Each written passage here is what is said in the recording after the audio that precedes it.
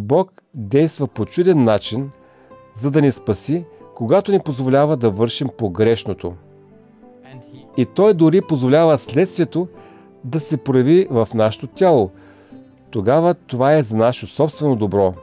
Ако Той позволяваше всичко, което вършим погрешно, да се отразява на тялото ни, ние нямаше да сме живи. Щяхме да сме мъртви. И така под благодатта, понеже Той активно ни поддържа, ако ни позволи да видим нашите зли сърца, като ни позволи да вършим погрешното, Той може да ни предпази от самите нас, защото не ни дава цялостния ефект. Или може би няма ефект, или ни дава само някакъв ефект. Така че да можем да видим какво зло произвежда злото.